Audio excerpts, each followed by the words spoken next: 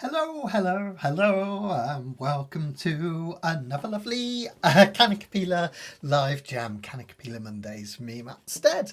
Hope it's all good where you are, and spring has popped its sunny head up, and you're having a lovely time. So let us know how you're doing, where you are, how the weather is, how's your ukulele going. So it's was kind of very showery here last week. That's why I chose the theme April showers this week. But like most of you, it's gone really, really nice. So it's proper springtime, which is lovely.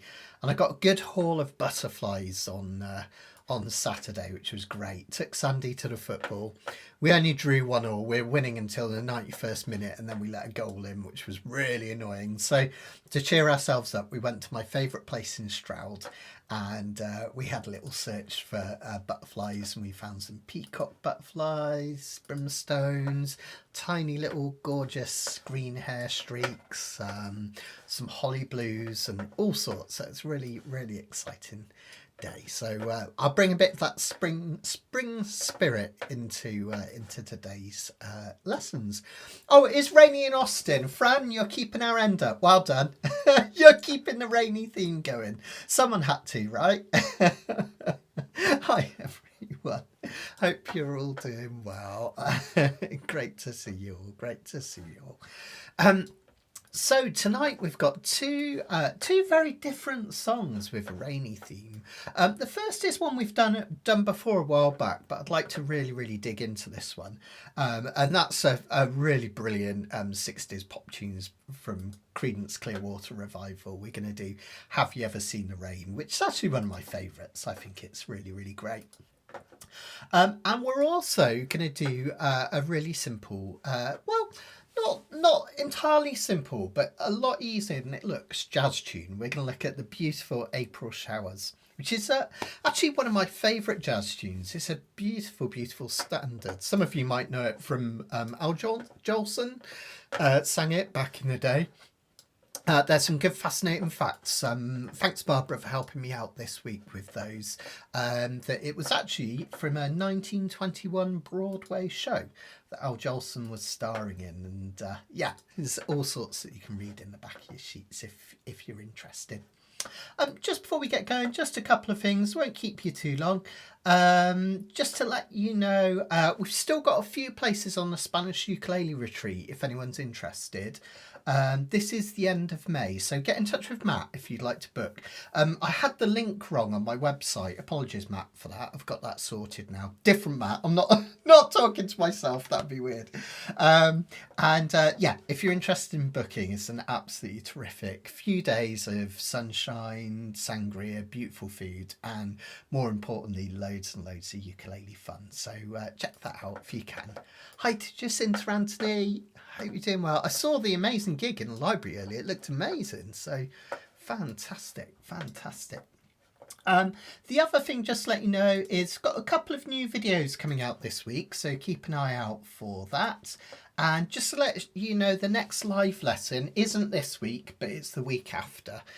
So we're going to do Country Roads, Take Me Home, Country Roads, and we're going to do two very different versions. And the idea is you can see how by changing things like a few chords around, maybe even the melody, but particularly the groove, we can create almost like an entirely new song. So we're going to look at Brother Izzy's version, Israel Kamakaviva Ole, the guy who sang Somewhere Over Rainbow. And of course, we'll compare that to the original as well from John Denver. And I'll show you some nice country picking patterns with that as well, which should be lovely. Okay, let's have a looky then. Let's jump straight into our first song. Let me just bring the sheets on board. If you haven't already downloaded these, they're still available completely for free. You'll find them on the link in the description and on the website as well. Oh, Lisa, my festival email is just like, oh, I'm so behind it. I'm so sorry. Just send me another reminder, Lisa, and I'll keep an eye out for yours. We got, we had that debacle with the tickets where we accidentally sent out too many or too few, depending on who you were. It's just, my email box exploded, so I haven't kind of got it under control yet. But I will get back to you, Lisa. Yeah, but yeah, do come along. It's gonna be fantastic. There are still tickets available, and if you're looking for somewhere to stay, me and all the tutors are going to be staying at the Premier Inn Central in Cheltenham. Make sure it's the central one, because there's a couple that you have to drive to and from. But if you go to the central one, you can walk to the town hall in 10 minutes, so it's perfect. But yeah, hope that kind of answers some of it anyway, Lisa. But yeah, do get in touch again, and apologies if anyone's trying to be getting in touch with me this month. It's just been a bit hectic with sore fingers and all the festival stuff, but I will get there, I absolutely promise. Okay, so let's take a look at the sheets for tonight then. It's quite handy to have my colour scheme available, not just because I've started talking about colours in Kanikapila, but also because it's a bit of a reminder about the personalities of all those different chords. So remember, in every key we have 7 main chords, okay? And we number them 1 through 7. And let's say we're doing, what key is our first song in? I think it's D. Let's do C though, which is a bit easier. That's what our second song's in. You literally just count up on your hands: C, D, E, F, G, A and B.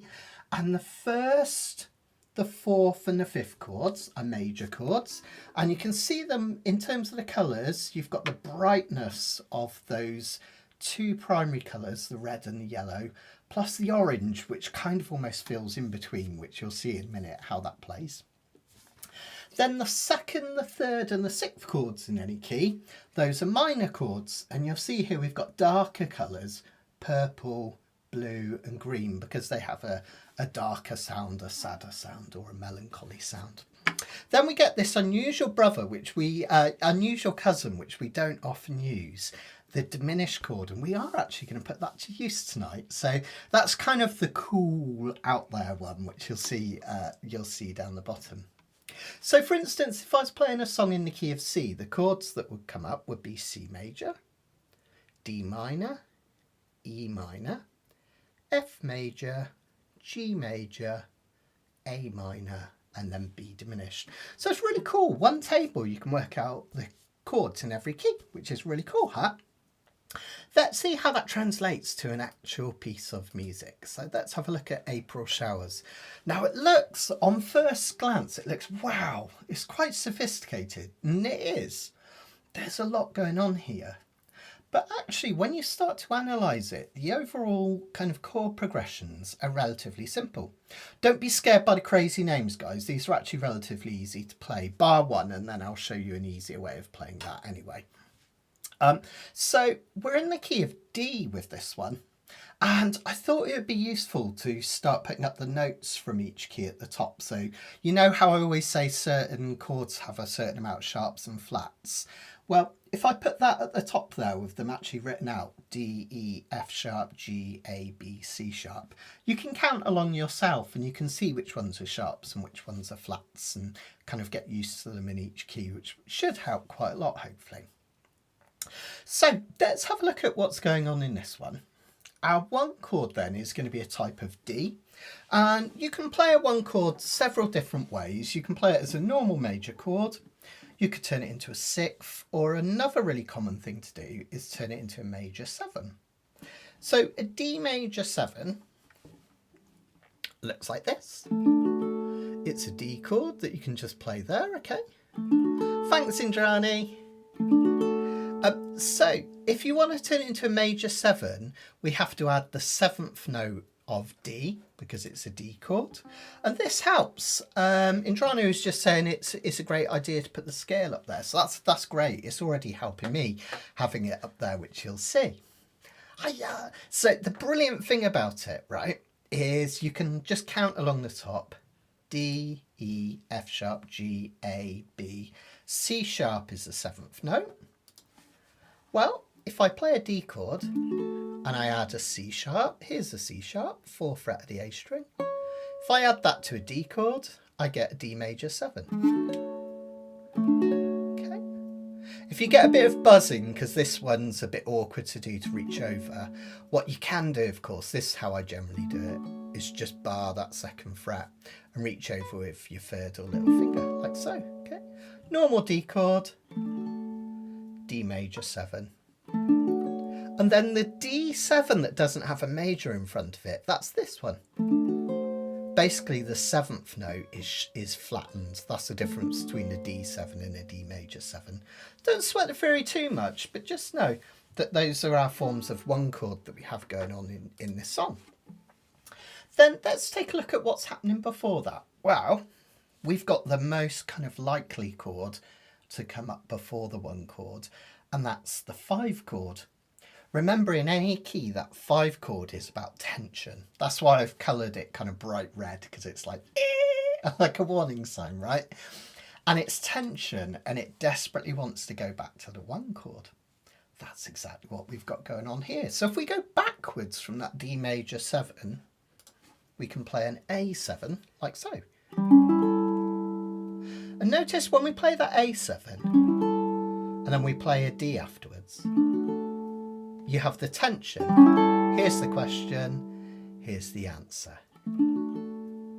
Tension, resolution. And you can even do that with the D major 7. Tension, resolution. Tension, resolution. Well, what musicians have realised for years and years and years, particularly jazz musicians, is that there's a chord that you can put before the 5th chord, which often gets referred to as the predominant chord. It just means it fits beautifully before it and it leads gorgeously into it. It's also to do with going around the circle of fifths, basically. But in effect, if you put the 2 chord in front of the 5 chord, it kind of extends the tension. You get like this chain of chords, which is really lovely. You'll see on your first sheets, the predominant is the purple coloured one. And again, this isn't a coincidence. Purple leads to red in the rainbow, right? If you think about indigo and red, or purple and red in the rainbow, that's a perfect combination, right? And that's what happens in real music as well. So you can start to think about music as colours. So when I put this E minor 7 in front of the A7, it's easy peasy lemon squeezy. It's just like a G chord without this finger being held down, 0, 2, 0, 2. Notice how that leads beautifully into the A7, and that leads beautifully into the resolution of a D. Okay. Isn't that lovely? 2, 5, 1. 2, 5, 1. Okay, fantastic. Indrani's saying the D major 7 sounds more like a question to me. I wouldn't call it a complete question really, Indrani, because it kind of feels like it completes the phrase. See how it still feels like, we've arrived at a destination. But you are right, Indrani, the major 7 doesn't feel quite as simple and resolved as a normal D chord, because that 7th makes it sound a little bit, I almost think of it as like a floaty chord, but it doesn't have the tension of a D7, which is really asking a question, right? So that's why that one at the end is in red, basically. So that's lovely. That's lovely. Thank you very much. That's a lovely thing to say. Really appreciate it. Really appreciate it. Couldn't do it without you guys, honestly. Okay, so let's have a look at one of those verses. Really, really beautiful, right? We'll just flip to the next page here, so you've actually got the words and everything. So notice we've got this 2, 5, and the first time we do a D major 7. And then the second time, we do a normal D chord. And then because we want to make it feel like it's going somewhere, we add that 7th note in. It'll sound like this. Through April showers. Oh, not through, though. Sorry guys, one of my favourite songs and I'm singing it wrong already. 1, 2, 3, 4, 1. Though April showers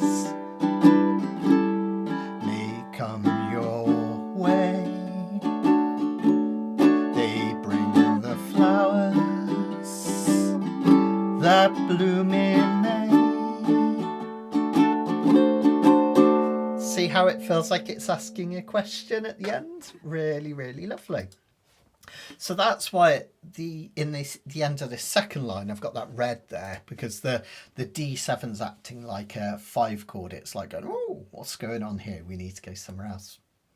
Then it goes to this next section, the second section of the verse, the B section, which is really simple, but kind of confusing in some ways, because there's no 1 chord, there's no 4 chord, which is a really common thing to happen. It feels a bit like we're a little bit lost. But basically what's happening is we're playing a chord that's 5 above the one that follows it. So B7 is 5 above E. If you count on your hands, E, F, G, A, B. All right. So when we play that B7, it wants to go to an E minor. And then the E7 is 5 above A that follows it. A, B, C, D, E. So that E7 wants to go to the A7. And you can see there that, again, this is where I'm really getting into the whole colours thing, because think about chords as emotions. Any 7th chord, dominant 7th chord, like B7, E7, A7, is all about creating tension. So you can see in the verse, we've kind of got leading, tension, resolution. Leading, tension, resolution. Well, in this bit, it's just almost like a constant build of tension. That's why it's so powerful. Now, it's not too hard to play. If I flip forward again so you can see the chord diagrams.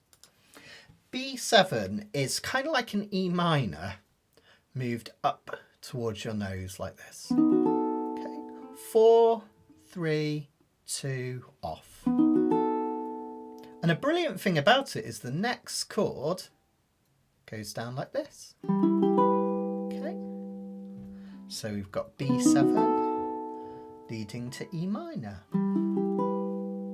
That's not too bad, right? What you can do is you can kind of lead with this finger if you want, bring it down and then bring the other 2. And then we've got an E7, just your bog standard E7 up here, to A7. Sounds really nice and jazzy, this bit. Have a listen. So if it's raining,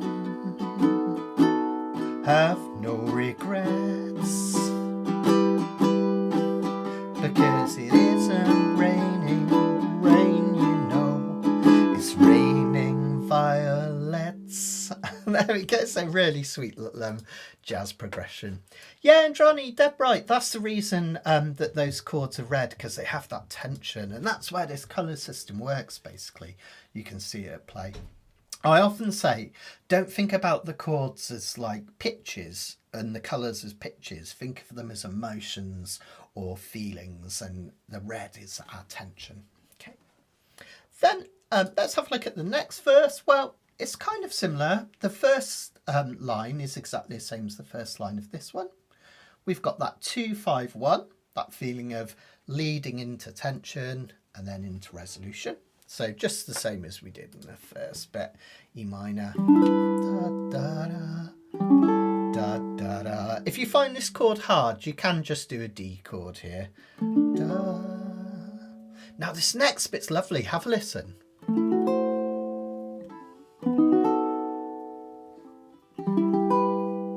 Now this takes a bit of getting your head around, but I really wanted to I toyed with the idea of not doing jazzy stuff in Kanikapila because it's kind of quite complex sometimes. But once you get this notion, you can play all sorts of jazz music. It's really, really powerful. Basically, what often happens in jazz music is you have a major 2-5-1. Remember, that just means the second, the fifth chord and the first chord in whichever key you're in. So in this case, we're in a key of D major, E minor is 2, A7, 5, and then D is 1, 2, 5, 1. What often happens is you can pair it up with the 2-5-1 from the relative minor. In this case, it's actually a different minor key, but the important thing is you get a different 2-5-1 and it's a minor 2-5-1. You'll see this in Fly Me to the Moon, you'll see it in Autumn Leaves, all sorts of things like that, basically. And what's happening is basically what we're doing is we're having a 2-5-1 in a minor key. So we have a type of diminished chord followed by this 5 here, or the the 5 here, and we tend to play this as a dominant 7th. That's why I've coloured it red. And then we go to a 1. So basically what's happening here, let me just go forward, is we've got a 2-5-1 in D major and a 2-5-1 in E minor. Kind of cool, right? So once you start to recognise these progressions, they're much, much easier to do. Now, this F sharp minor 7th flat 5, it's hard enough to say it, right? The kind of shorthand name for it is an F sharp half diminished. Minor 7 flat 5 just means a half diminished chord, okay? Now, it's not as hard as it looks. Let's bring the chord diagram on so you can see it. It's this one over here, the furthest on the left from my finger over here. The easiest way to think about it, many of you will play a D7 like this, right? Well, all we need to do is take this D7th chord and put your ring finger on the 4th fret of the C string. It's that simple. So D7, and then the F sharp half diminished. Not a lot of difference. If you really struggle with that, you could even do it as a 3-finger chord like this. Almost like a G7 shape, but this finger's gone further over, okay? But I like to just do D7 and then just pop that one on there. Takes a bit of getting used to. When I first started playing this chord, I thought I'd never get it because it's quite hard not to get squeaks and stuff like that. But with a lot of practice, you'll get that, no problem. There is another way of doing it, which is a 4-finger version, but obviously because you're using 4 fingers, it's a lot to think about. But what you can do is a Hawaiian D7, this finger down here on the 3rd fret of the A string, and then, I find it really awkward, but some people prefer this one. You reach up and over with that little finger. But as I say, I find it much easier, just think D7, extra note. If you really struggle there, if you just play a D7, the barred D7, it'll sound kind of all right because it's only 1 note difference. So don't sweat it if you can't do it, but just give it your best shot, see how you get on. So that's that blue chord, our cool cousin, the diminished chord. We're making use of him. Then we go to the B7, which I showed you before. Looks like an E minor moved up towards your nose. And then down to E minor. Okay. Let me do this section really slowly. I'll play it from the E minor 7 really slowly. 2, 3, 4, E minor 7, A7, D or D major 7.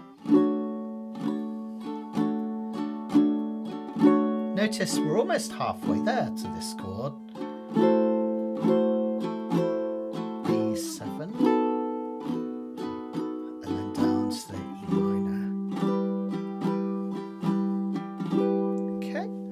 In terms of the strumming on this one, I'm just going to do a really simple walk, walk, running, running. That just means down, down, down, up, walk, walk, running, running, walk, walk, running, running, down, down, down, up, down, up. Often with jazz music, some of the best kind of ways to perform jazz music are the simplest. You've probably heard of comping before. That's where you just get someone playing very gentle rhythm behind someone who's singing, and that works really beautifully, which is what we've got going on here. But if you really struggle with those chords, you could even just do a single down strum on each chord whilst I strum, which then gives you a bit more time to get your fingers ready for the next chord. Just like this. Okay, just to get your fingers used to it. Still sounds lovely anyway, I think, which is really, really nice. So cool. Indrani essentially plays the D7 as an index with the ring finger on the A string. Yeah, you could do that and add the pinky to the extra note, Indrani. I tend to play my D7 that way as well, but yeah. You might get a cleaner one if you use your 2nd finger, but you can do it that way. It's not a problem. So remember my one of my catchphrases. If it feels good, if it feels good and it sounds good, it is good. All right, so there you go. Okay, one final section. What is the chord that makes the song feel really changed, like it goes somewhere different? And we talk about this a lot, don't we? The 4 chord. So in any key, the 4th chord feels like change. In the key of D, that's G. D, E, F sharp, G. So the reason that G chord comes in the B section, again, it's kind of straightforward. It looks like crazy as a colour and everything.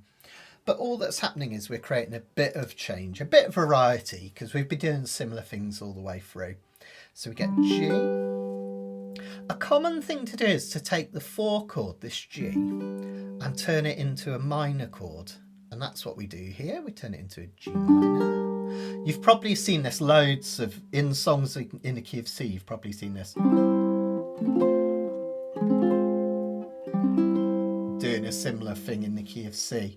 This time we go G, G sharp. And then we've got D or D major 7. And then one final 2, 5, 1. 2, 5, 1. Isn't that lovely? So what I'll do is I'll stay on close cam and I'll play through the chords as they are here. Just so you can hear the transitions and think about what's going on. I'll literally say the numbers as we go. And you could join in if you like, or you can just have a listen, and then we'll try. We'll look at a couple more things, then we'll get going with the vocals and everything. But just the chords would be something like this: 2, 3, 4. 2 leads to 5, resolved by 1.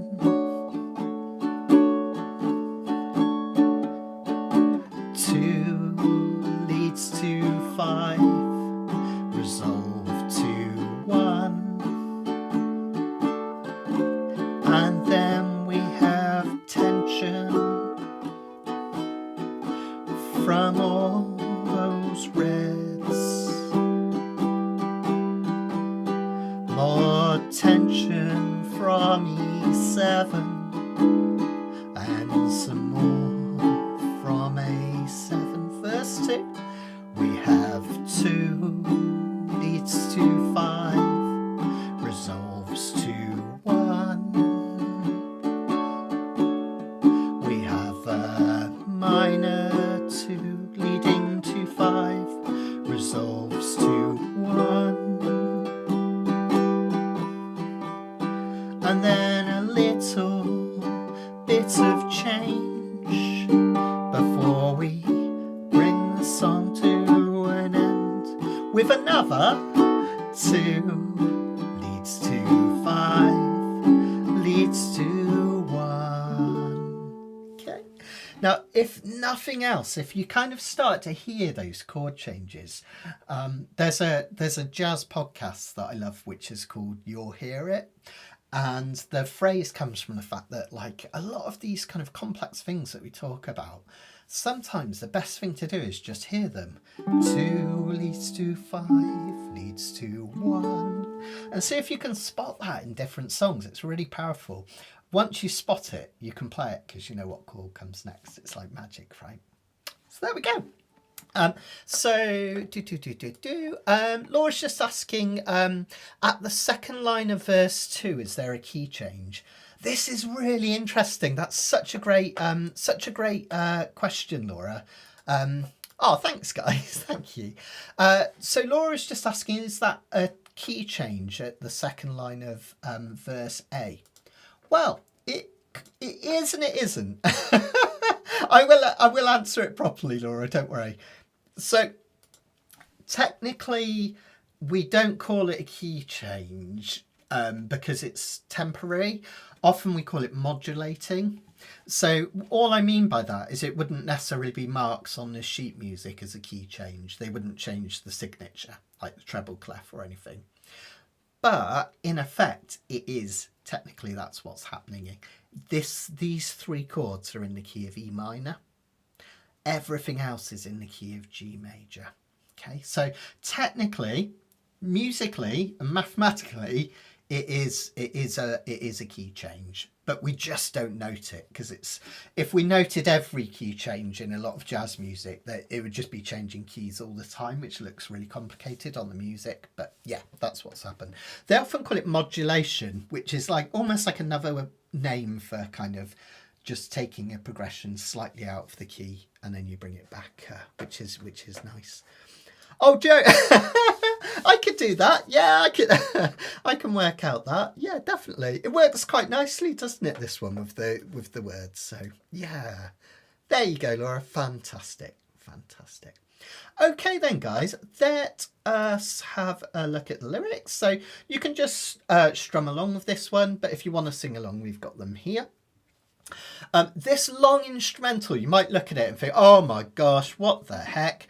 But it is literally just everything from here. So you can either just play a verse through and don't sing. That's all it is. It's just the whole of this played once through. All right. So basically, in effect, we've got verse A, verse B, verse A, verse B, instrumental verse A and verse B, verse A, verse B, verse A, verse B. See how formulaic jazz is? You kind of see it there, right? Now, there's a couple of places where I've put in a couple of extra chords, like the end of this verse B in the middle here, and at the end of the song, I think, and as the intro. And this is your little bit of extra learning, as if you haven't had enough already tonight. This is from our focus on technique, and this is a diminished jazz vamp. The reason I wanted to show you this is once you learn it, you can put it in any song, particularly jazz and trad standards, and it sounds amazing. Let me just take a quick go. I'm determined to finish it before it's cold tonight. Sorry, guys. So professional. Okay. There we go. So, what is this diminished jazz vamp? So, a vamp is a short set of chords that sound nice together, particularly in jazz music. And what we do is we've basically taken our 2-5-1 combination and juggled it up a bit. If you have a look, the third chord is that purple, which leads to the red, and then that needs the resolution of going back home to yellow. So we've got a 2-5-1 just in a different order. We've also got our odd cousin, right? The blue chord, our diminished chord. And that creates even more jazziness, even more drama. There's a couple of options for this one. Basically, what happens is you hit the one chord, in this case it's just bog standard D, and then you play that chord as a diminished. To find a diminished, it comes back here like this. Okay, so a diminished, if you want to play the diminished of the chord you're playing, it's always this parallelogram shape. See this 1, 2, 1, 2. The way I think about it is there's a couple of ways you can think about it. Like a G7 and you're filling in the gap up here. Or you can think about it like a G chord that's been moved up to the top 3 strings and then you just fill in this one. And then suddenly what looks like a really tricky chord you can do. You know how to do a G7, plonk that down. You know how to do a G, move it up, plonk that down, okay? And when you're doing major chords, it's the one next to it like this, okay? So that would be a D to a D diminished. Okay. You could also play a D to a D sharp diminished. Exactly the same shape, just one higher. So D, D diminished, D to D sharp diminished. Either will work, and depending on how much tension you use, you can put either of those in. The one with the sharp just sounds a little bit more tense, but it's really great. Just in terms of the next 2 chords, notice that for the E minor 7, you just take away those 2, and then the A7. So something that looked horribly scary isn't that bad once you get this one. Whoops, I forgot to lift up that finger. Okay. And we play 2 beats of each like this.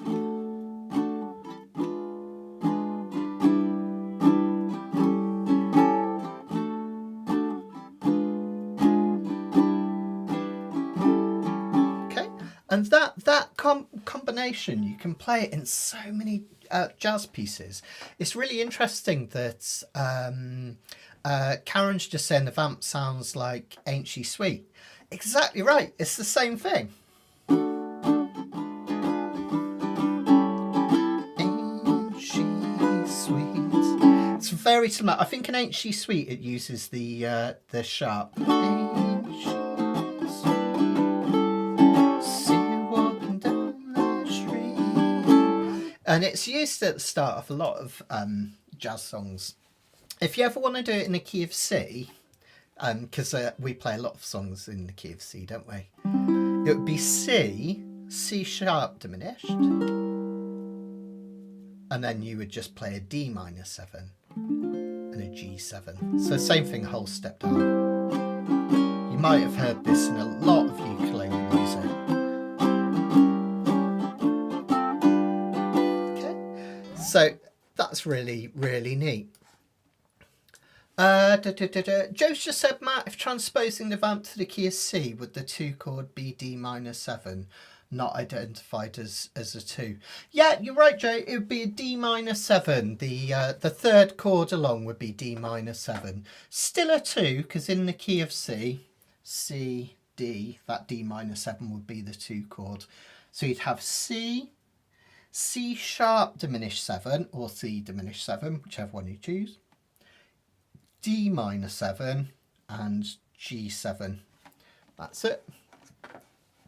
Okay, right. So let's have a look at putting that into the song. We're going to do that right at the start of the song, like so. Okay.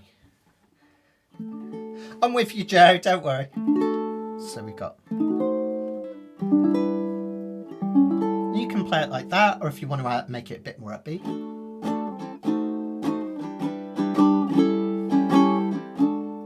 Whoops. Okay, and we're going to put that at the end as an introduction. We're going to put it at the end of this B section. And we might just do it at the end just for fun, if you fancy it, okay? That's everything you need to play this one. If you want to have a little solo to this one, I wanted to show you a couple of things just quickly of that. I can't remember if I put that on here. Did I put that in the sheets? Let's have a look. I did. Fantastic. So here's the D major scale if you want to do a little solo to this one. Loads of you are starting to soak these things up. So the D major pentatonic, I'll say why the pentatonic in a minute, looks like this. Small gap here, big gap here, big gap here. Do you see what I mean? So we start from 2, and the first time we only go up 2 frets, then we go to 2, the next time we go up 3 frets, 2 and 3 frets. So I think of that as 2, 4, 2, 5, 2, 5. I like to think of it as small gap, big gap, big gap. You can also fill in the rest of the notes from the D major scale if you want. So pentatonics are just notes that sound really sweet in any piece of music. You can basically play them over any of the chords. But if you want to make it a 4 major scale, notice all we've got to do is add this one in. Okay. And then this one here, the 7th. That's your do, re, mi. Do, whoops. Do, re, mi, fa, sol, la, ti, do. Okay. So you can solo using that. But remember, if you just want to do the pentatonic, that's fine. Now, remember, every major pentatonic has a minor pentatonic, which has all the same notes of it, but just in a slightly different shape somewhere else on the fretboard. And generally, when we pair them up, we have these here, and then we have the pentatonics down here. So when we play a G major pentatonic, it's up here. When we play an E minor pentatonic, it's back here, isn't it? But you can work it the other way around as well. So let's just come back here. If this is our D major pentatonic, the relative minor of D is F sharp. Don't worry if you don't remember that. But that's up here, 6th fret of the C string. This time we do a big gap, so this is 6 to 9, and then a little gap, 6 to 8, and another little gap, 6 to 8. Okay. Sorry, that should have been 7 to 9, 7 to 9, like so.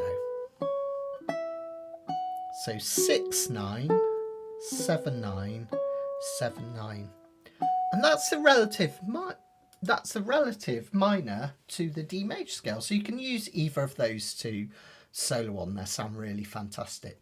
I'll be your backing band so you can have a little practice, but have a listen. Even the simplest things with these scales sounds really gorgeous over these jazz chords.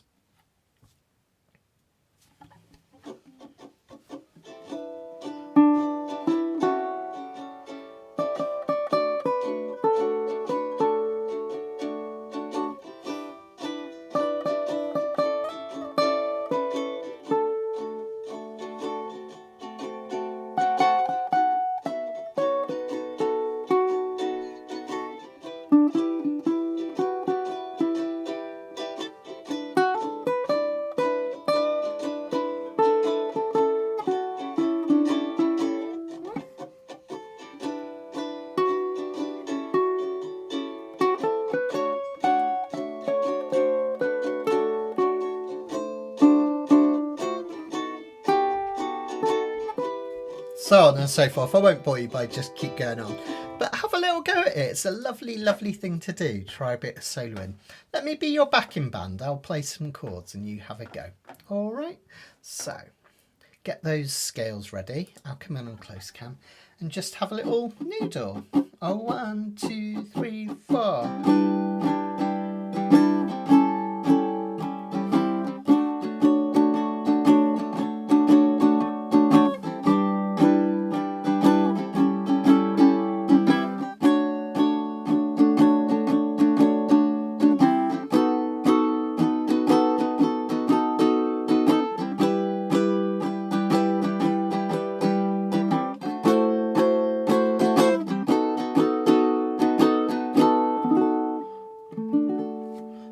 Lost there. I wasn't looking at the chords, but hopefully you got a chance to practice a little bit of soloing, which will sound really lovely. Wayne's just saying he gets confused how many bars you strum a chord, e.g. Page 5, D major 7 at the end of verse A of April Showers. I'm hearing 2 bars, but there's no slash. Let me have a look.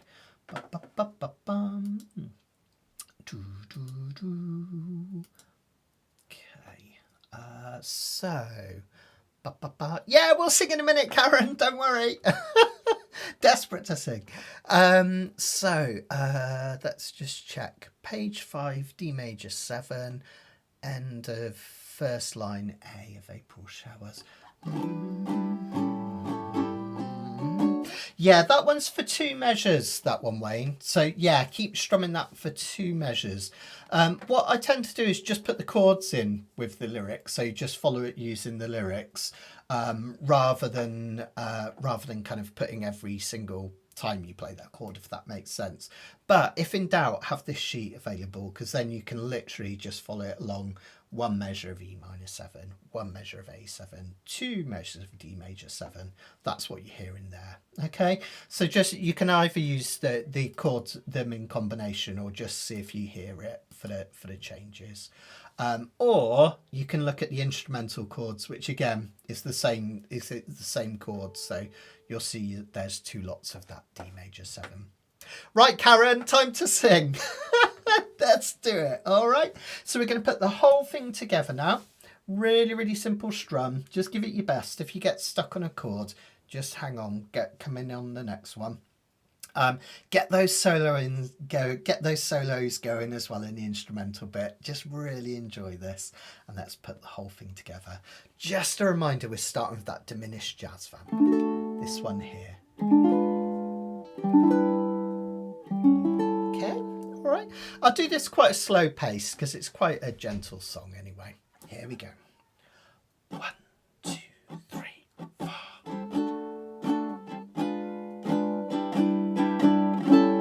Though April showers may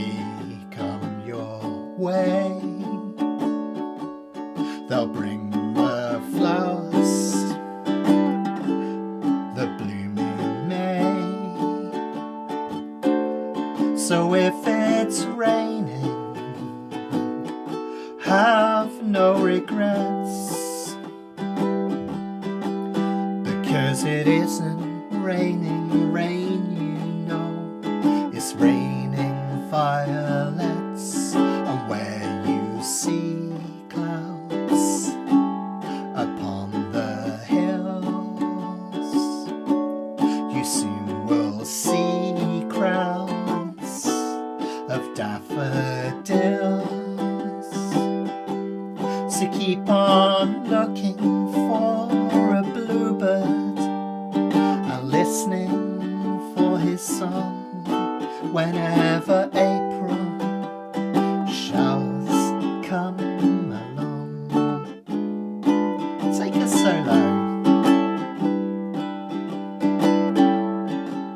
Hit those pentatonic notes.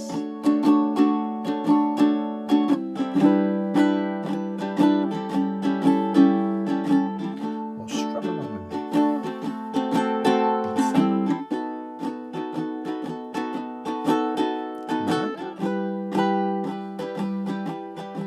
E7 and A7. Okay, and again, keep that solo going.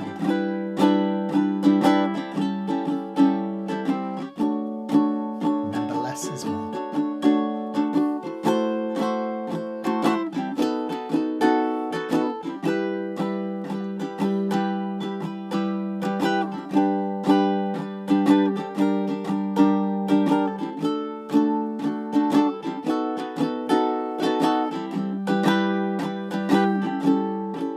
Get ready to come back in. Though April showers may come your way, they bring the flowers that bloom in May. So if it's raining, have no regrets, because it isn't raining rain, you know. It's raining violets, and where you see clouds upon the hills, you soon will see crowds of daffodils. So keep on looking for a bluebird and listening for his song when April showers come along.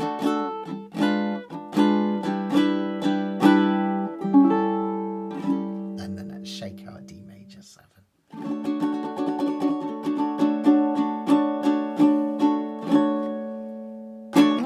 Yeah, fantastic. Isn't that a great song? Absolutely brilliant. And it's just it's lovely when you really start to kind of like get into the analysis and stuff, and you see that so much of jazz music is these common little things that you see again and again. 2-5-1s, tension, 2-5-1s, one in major, one in minor, and then pretty much a 2-5-1 to finish off. Really cool, right? So fantastic. Guys, fantastic. Turned into All My Loving by the Beatles. That's so cool. I love that. That's brilliant. That's brilliant. Thank you. Fantastic. Thank you. Let me know how you got on that one, with that one, guys. Let me know if you tried to solo. It'd be really lovely to know how you found it. And did anyone manage to get that pesky F sharp half diminished going all right? Wayne, this one, I know you've got a few different ukes. This one, if you fancy having a go at it, sounds gorgeous on a little soprano.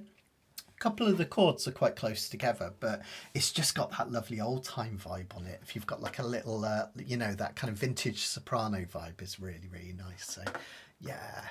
Yeah, Fran did a solo. Whoop, whoop, whoop. You can teach an old dog. Don't call yourself an old dog, Fran. But you're right, you can teach an old dog new tricks. Love it, love it. fantastic. Worth waiting for. It's all right. Karen just loves singing. It's all good. It's a joyous thing to do, right? Isn't it? It's absolutely lovely thing to do. Okay. Oh, a concert would do, Wayne. Yeah, a concert would do as well. Just got that nice kind of woody, that kind of short sustain thing, which is really nice. So yeah, lovely, love it, brilliant, Indrani. This one, this is a beautiful song. I've always been aware of it, but my students Craig and Sarah, some of you might know Craig because he helps out a lot of the ukulele festival and the retreat. In fact, I think he's driven some of you around some of the local sites at the retreat and stuff. His parents, they're quite elderly, and his mum and dad both loved this song. So when I used to give Craig and his partner Alison lessons many years ago, talking like 10-15 years ago now, whenever his parents were over, we always used to play them this one and give them a little tear in the eye in a good way. So yeah. That's it, Jan. A lot of those chords as well, particularly like E minor 7 and stuff, they sound really beautiful, but they're fairly simple, aren't they? That F sharp is a bit mean. I know that's a bit of a nasty one, but yeah, there we go. I just realised that the people I was talking about, Craig's dad actually made me this lovely tiki mask, which I have on my wall. He hand carved that. Isn't that lovely? So yeah, I think of him often when I look up at this. It's in my little mini studio. I call it a studio. It's a cupboard, really, isn't it? Okay, let's before we just have a look at the next one, just a quick reminder that no live lesson this week, but we're back with another one next week where we're looking at Country Roads, John Denver's absolute classic. I'm going to teach you a really nice country picking pattern that goes with this one. Then we'll compare it to Brother Izzy's version, which is incredibly different. And we'll look at the chuck strum and using that island rhythm. So it's really great when you look at a song two ways, because you get to enjoy how a song can be interpreted. But you also learn different skills on each one. So first one finger picking, next one chucking. So that's great. So yeah, fantastic. Yeah, Wayne, you've got to get yourself a soprano.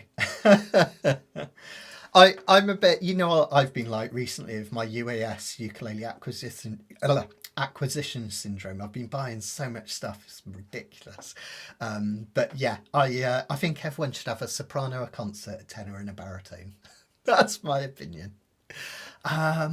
Yeah, so, oh, and don't forget, we will be back on Monday with another Kanikapila as well. I haven't got a poster yet for it, but I know what we're going to do because I was working on it today. We're going to do a couple of classic John Lennon tunes. Anthony, if you're still there, you'll like this because we're going to do Jealous Man. So a jealous guy even. So you can pretend you're Brian Ferry as you sing it. And we're also going to do classic. We're going to do Imagine as well. So that should be loads of fun. That's going to be next Monday, 6 o'clock, folks. And remember, if you miss any of these, oh hi Barbara, good to see you. If you miss any of these, remember you can always catch up on them. The replays are available for free ever after, and you'll find them all archived on my website, learnukulele.com.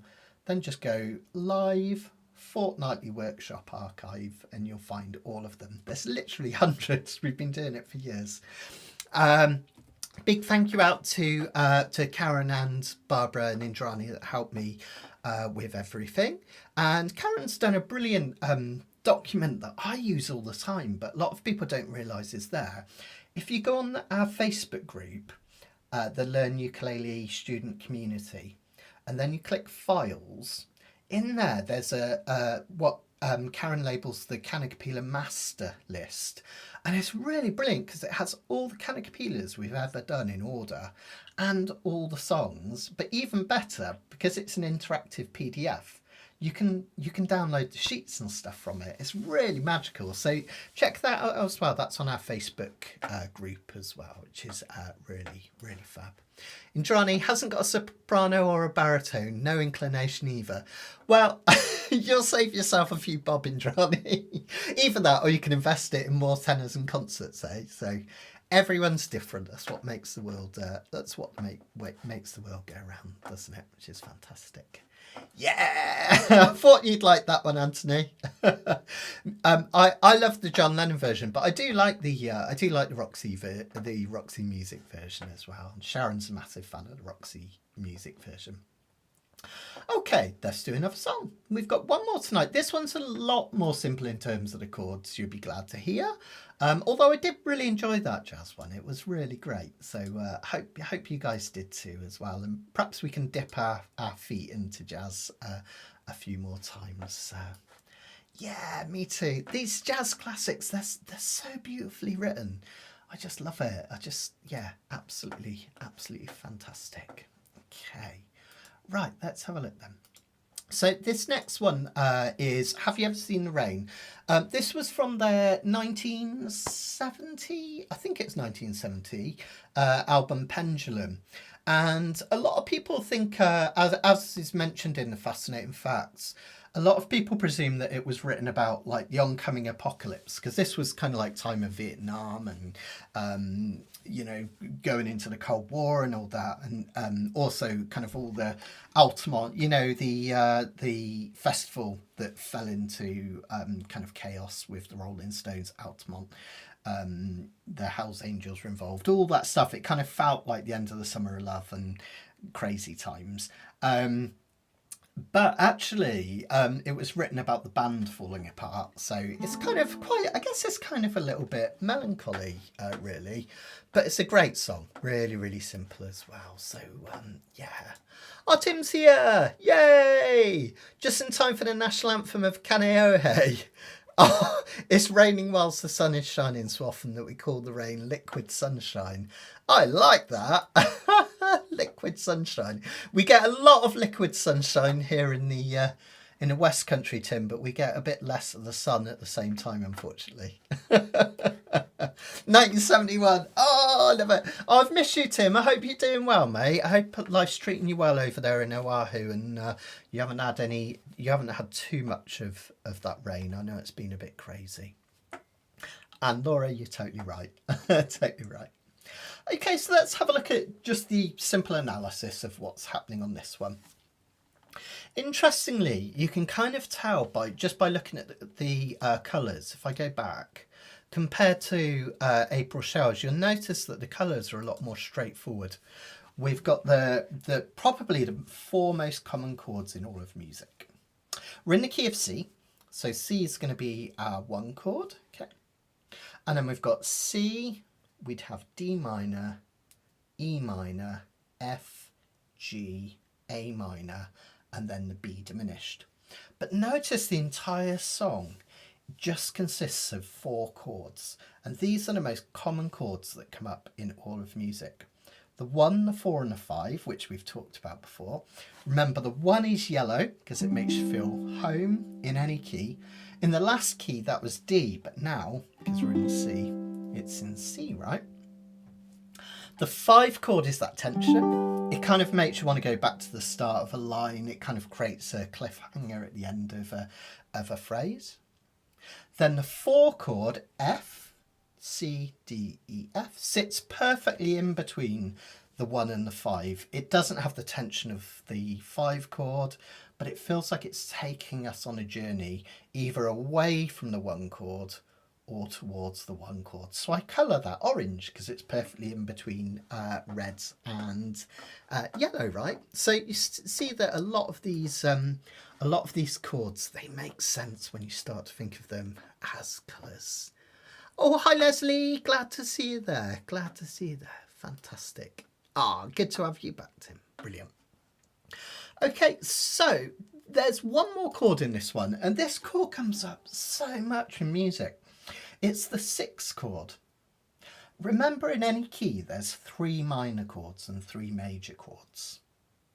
The minor chords all have a slightly different function. The 2 chord, which in the key of C would be D minor, is a really upbeat minor. It almost sounds like a major chord. And remember, we saw in April Showers that the 2 chord leads to the 5 chord. That's its basic function. We've also got the 3 chord as a minor chord, that's E minor, and that's the really sad sounding chord. Whenever you go from C to E minor, notice it's got a real sadness to it. Well, the brilliant thing about the 6th chord is it's in between those two. It doesn't have the sadness of the 3 chord. It's not as pop-tastic as the 2 chord. It just sits pleasantly. I kind of think of it almost as like the minor equivalent of the 4 chord. It just takes you on a journey. It's like a green expanse of pasture land, takes you off on a journey, but doesn't do anything too intense. And that's why those 4 chords are the most common in all of music. 1 is home. Both the 6 and the 4 take you on a journey. And then 5 is the tension.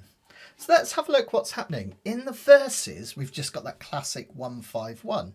Okay, so the 1 chord sets us off on a journey or feels a result. I'll do a little chuck strum on this in a minute. I'll show you how to do it. Then we go to the 5 chord. And if I leave it hanging, see how it kind of feels like it's asking a question, which is then resolved when we go back to the 1 chord. We set off here from home, feeling comfortable. Then the tension makes us want to go back to 1. Okay. Then in the chorus, we'd need some change, right? We otherwise everything's a bit boring.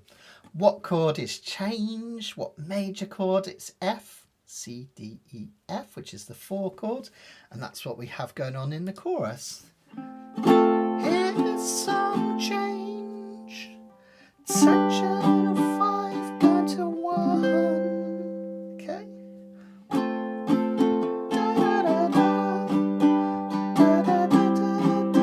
And notice when I hit the A minor, does do something to your heartstrings. There is a touch of melancholy there. Change leads to tension. Back home, but then we're melancholy.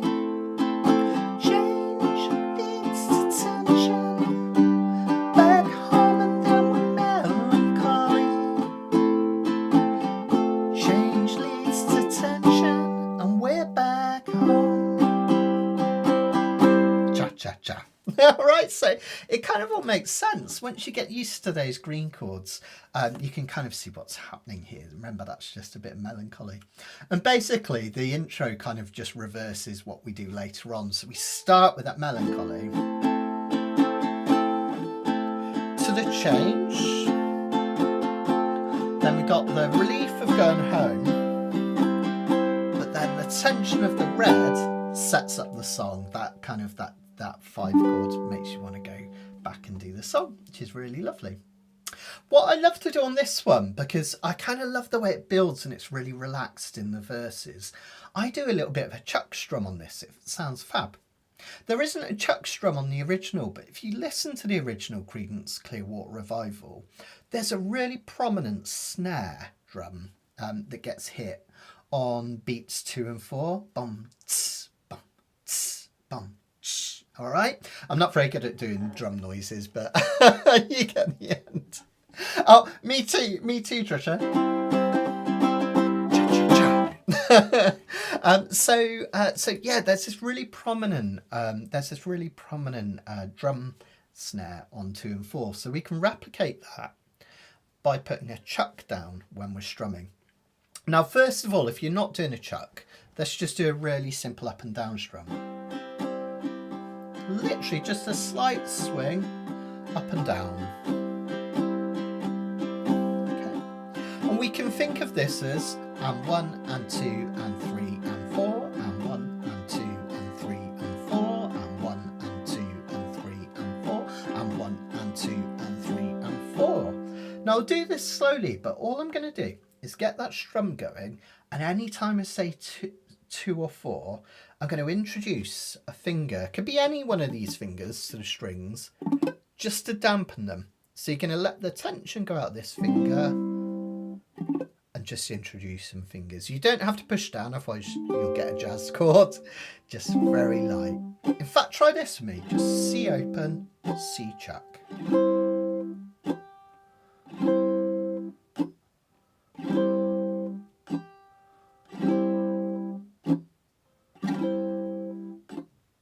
You got it? Okay. Now what we're going to do is that strum again. This time we're going to put the chuck down on 2 and 4. I'll get going. And 1 and 2 and 3 and 4 and 1 and 2 and 3 and 4 and 1 and 2 and 3 and 4 and 1 and 2 and 3 and 4 and 1 and 2, 3 and 4 and 1 and 2 and 3 and 4. Have a go.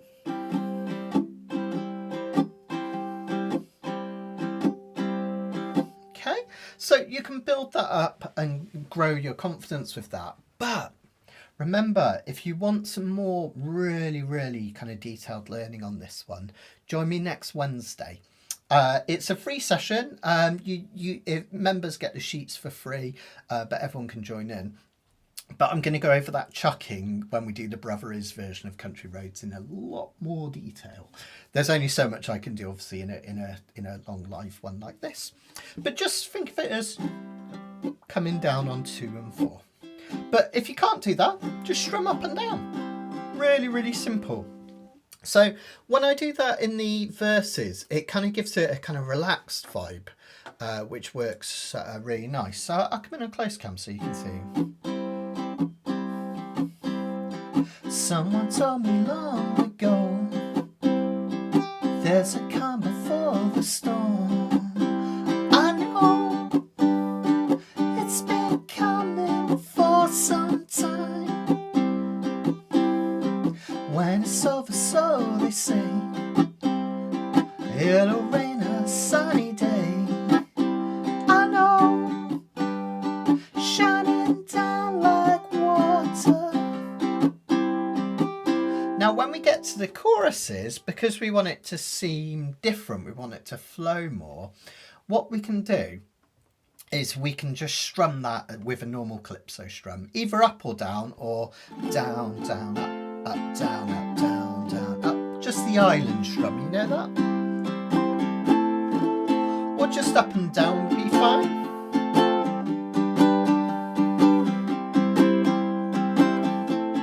What that does is it gives us differentiation between the verses and the choruses, which is really effective.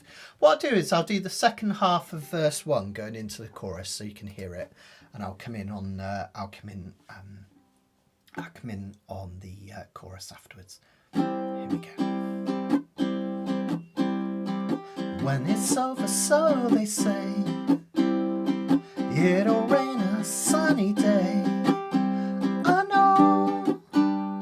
Shining down like water. Here we go. I wanna know, have you ever seen the rain?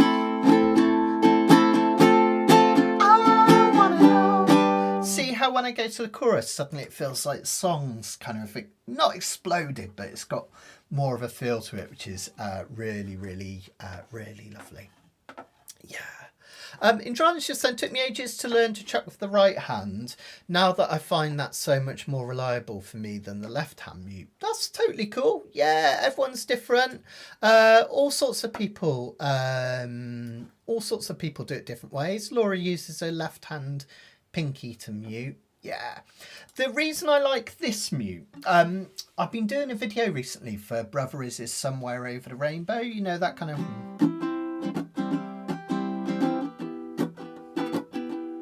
really needs a low G to do it, but the thing is, the way Brother Is does it is that the chucks are so quick and subtle.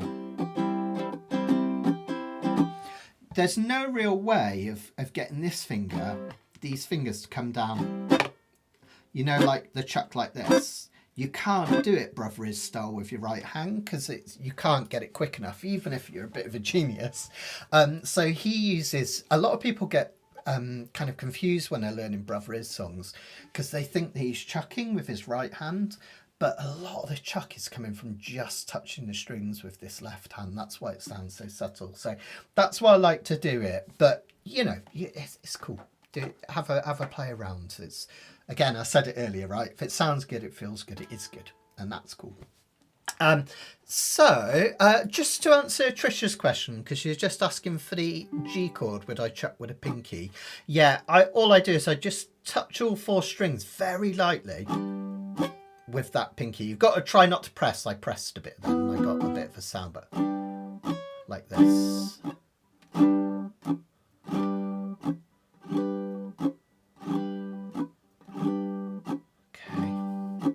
Remember to let all the tension go out of these strings as well, because you want them to chuck down.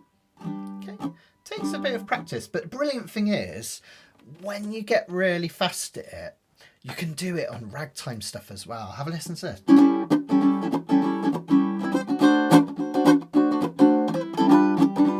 Hear that? It's quite a subtle chuck.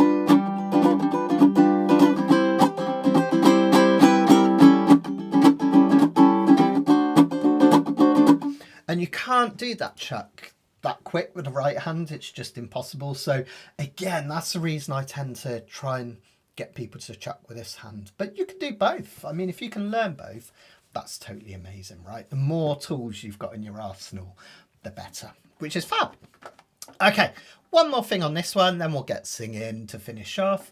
It's gone quite quick tonight, actually. Maybe I haven't been gabbing on as much as I thought.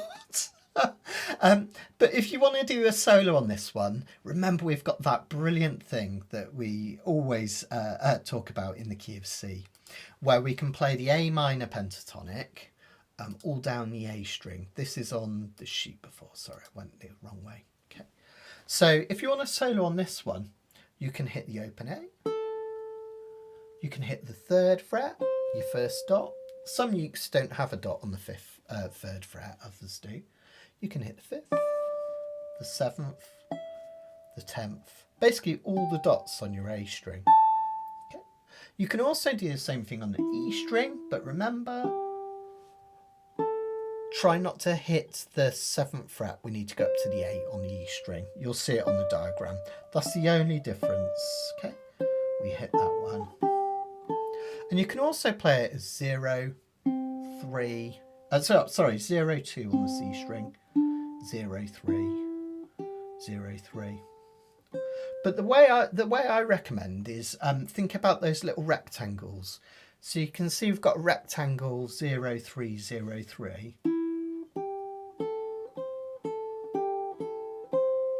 And then we've got another really useful one, 3, 5, 3, 5.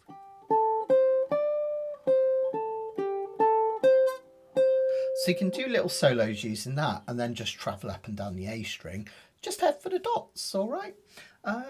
Let me just do a quick backing track for this one so I can show you how I come in on close cam.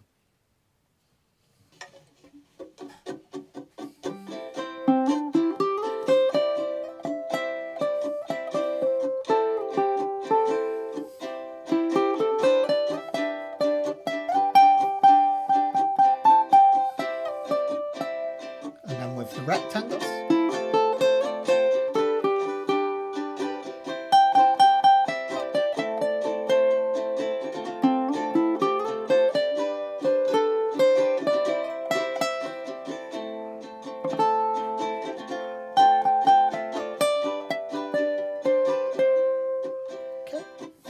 Also, you can hear there on the backing track just about the difference between the chuck and the kind of chords in the chorus. It makes it come alive. Now this one, I wanted to keep it in the key of C because it makes it so much easier to play, but it's really out of my comfort zone for singing this one. So I apologise if I hit a few flat notes. It's really high for me, this one, but let's give it a go anyway, and you can just cover your ears when I go wrong. Okay, let's give it a try then from the top there. Remember, this is going to be our verse strum. You can just strum up and down as well, and then give it some welly, technical term, when we get to the chorus. Okay, thanks for joining me tonight, guys. It's been an absolute pleasure. I've really enjoyed this one. Hope you guys have too. I'll stick around for some questions and any chat at the end. Oh, don't forget the intro. I don't think I put it on this page, but if you just remember it, A minor, F, C, G, A minor, F, C, G. Let's do it. 1, 2, 3, 4. F, C, and then our G, then our verse. Someone told me long ago, there's a calm before the storm. I know it's been coming for some time. When it's over, so they say, it'll rain another day. I know, shining down like water. Here's our first chorus. I wanna know, have you ever seen the rain? I wanna know, have you ever seen the rain coming down on a sunny day? Yesterday and days before, sun is cold and rain is hard. I know it's been that way for all my time. So forever on it goes, through the circle, fast and slow. It can't stop. I wonder. Another chorus. I wanna know, have you ever seen the rain? I wanna know, have you ever seen the rain coming down on a sunny day? Try a little solo, guys. Hit those pentatonics. Look for your dots.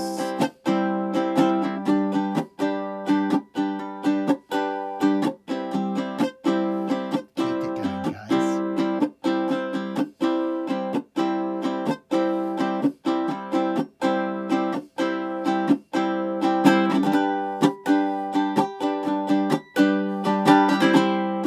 Keep that solo going whilst I do a chorus.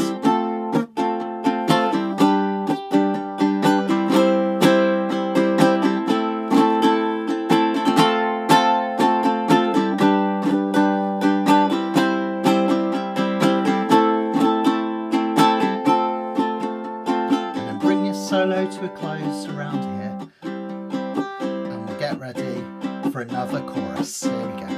1, 2, 3, 4. I wanna know, have you ever seen the rain? I wanna know, have you ever seen the rain coming down on a sunny day? One more. I wanna know, have you ever seen the rain? I wanna know, have you ever seen the rain coming down on a sunny day? Fabulous. I love that song. It's just so much fun. Just out of interest, this is going to really confuse the American folks and the Europeans. Basically, anyone that's not British, probably. But I realised, have you noticed, right, that the melody, da da da da da da da, the first part of the verse, da da da da da da da, it's the exact same melody, believe it or not, as the Minder theme tune. Do you remember back in the day, in the 1980s? I could be so good, you, or whatever it is. So I was listening to it earlier. I was like, what does that remind me of? It's like, I'm sure that's the Minder theme. Looked it up on YouTube. It's like, yeah, that's what it is. Someone told me long ago I should be so good to you. So there you go. For those that aren't from the UK and wondering what the heck I'm on about, look up Minder. It was a great kind of comedy drama from the 1980s. Absolutely fabulous. Kind of bit Only Fools and Horses like, two used car dealers. But yeah, check it out anyway. It's good fun. So there we go. Yeah, it's amazing where those melodies come out. Ah, thank you, Nikki. Thank you. Thank you. Is that the bit I was doing in the chorus? Let me know, because I can show you how to do that if you're interested. So fantastic. Brilliant. Laura knows what I'm on about. Love it. Brilliant. Fantastic. There we go. Thanks, guys. Thanks, Pam. And Barry Manilow, I Remember Lonely Days. Is that the same melody as well? I don't know that one, Karen. I'll YouTube it afterwards. It's amazing so many of these songs use similar melodies, don't they, in chords. Oh, Mandy. Yeah. I know that one. Cool. Okay, guys. Just a little reminder about Spain. Be lovely if you could come out and join us. I've been doing so much this year. Rather than bombard you with all the events, I'm just going to put a couple up at a time. So Spanish Retreat is the next one. But if anyone is interested, I'm at Bracklesham as well in October. Which is going to be really, really exciting. That's with Ukulele Zaza, who's playing the Ukulele Festival of Great Britain, amongst some brilliant other performers, which is going to be cool. And then, of course, next year we've got possibly the last one ever, ukulele cruise, which is going to be super exciting. Miami, Nassau, Amelie, St. Thomas, Antigua. Absolutely, it's going to be brilliant. So come and join me on one of those if you can. Thanks, Anthony. It's the only way I can hit those high notes, and I only just reach them even doing the falsetto thing, but yeah. But then the original's quite a bit like that, isn't it? You can hear John, is it John Fogerty? He's like straining, isn't he, as he sings, but what a great performer though he was. So yeah, amazing. There we go. It was raining, but the sun is out. Yay! Maybe it's like the equivalent of our Sundance, which is good. So yeah, brilliant. And got some chucking done, Rebecca. Fantastic. Oh, thanks, Wayne. Thank you. Liquid sun. Okay.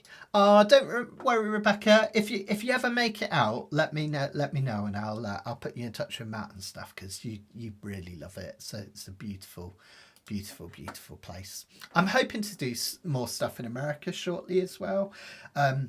I didn't want to do too much because I didn't want to infringe upon the cruise, because Harry and Donna put so much work into that. I didn't want to do too much in the US whilst I'm still doing the cruises. But after next year, it's probably going to be the last one that I do, I think. So I'll probably do a couple of get-togethers in the US. One of the things that I really want to do is go over and do the NAMM show, the North American Music Gathering. And it just so happens that apparently it's right next to Disneyland in California. So maybe, just maybe, if I save my pennies up, I might be able to take the kids, which would be really nice. But yeah, hopefully I'll get over to the States at some point in the next couple of years, if you're interested. Yeah, I think that's everything for tonight. We seem to finish a bit early tonight. Don't forget to join me next Wednesday for our next live lesson, when we're going to look at country roads, which is going to be fun. You'll get loads of practice with your chucking for that one, and finger picking as well. It should be fantastic. Thanks, guys. Thank you. And what was the other thing that I wanted to tell you about? I always write these things down and then I forget where I've written them.